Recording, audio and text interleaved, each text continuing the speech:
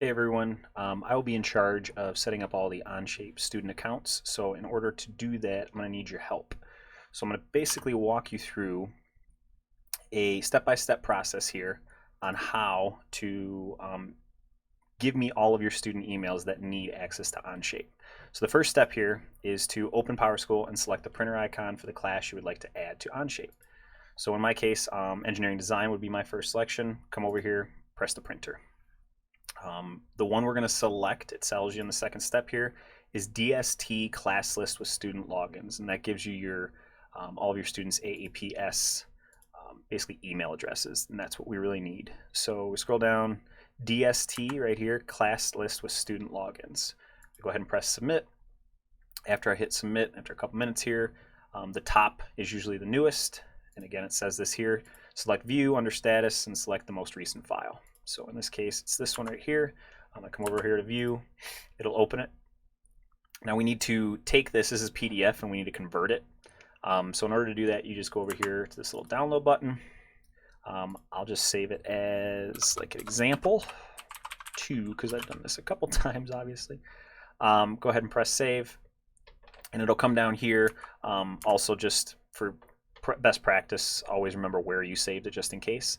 But if I go back to the steps here, you'll see after I press the download button, it says open small df, and this is just a super easy converter. You can drag and drop or choose file to select that file. Go ahead, the next step is to convert to Excel and select choose option. After that's done, it'll ask you to download it. You download it, it'll download here. Going through the steps, drag and drop the PDF you downloaded to choose files. We already did that. After the file is uploaded, select convert to Excel, choose option, and then press download. Again, we just did that. Now we're going to drag and drop the newly XLSX file into Google Drive and open it as a Google Sheet. So I'm going to show you how to do that. Basically, if you have your Google Drive open, you can literally just drag and drop this into your drive. It should show up as your most recent up here once it's done. Again, it's down here doing its thing. And I've done this a couple times, so starting upload.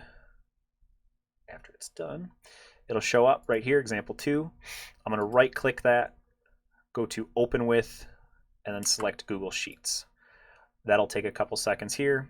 And again, if I go back to my steps, it says to copy all of the email addresses and paste them into the form. Again, you do not, it says right here, you do not need to add the AAPS K12mi.us to the names. So when you do this file and it comes in, what I'm talking about is basically, usually in column F here, you'll see that it says to add the AAPS K12mi.us. You do not have to do that. Literally, just shift, hold shift, copy, go back into the document that you're in, go to cell 2 here, right click, you can paste special if you want, doesn't really matter, you can literally just press paste, and that's all I need from you guys. From here, I can take these addresses, it'll automatically identify the students' names. If you go through this sheet a little bit more, the role here, and that's it basically for these steps. I put some tag notes here. The role, just keep them all members, and these are all important because what I'm going to do is take this file and convert it to a CSV and upload these all at one big bulk. So it's important that you guys follow these basically these acronyms and these steps, I should say, tags they call them, so that it converts nicely. The next one is your team. That's going to be really special too, so make sure you put your name, the class that you're teaching, and then third hour. We're going to need these for IED, POE, and EDD, so it's important that you guys put all of those classes in there. We'll talk about that in our TLNs, but type all of them are full, and guest, you don't want anybody to have guest access. You want everybody just to have full access. So I hope this helps. If you have any questions, just contact me.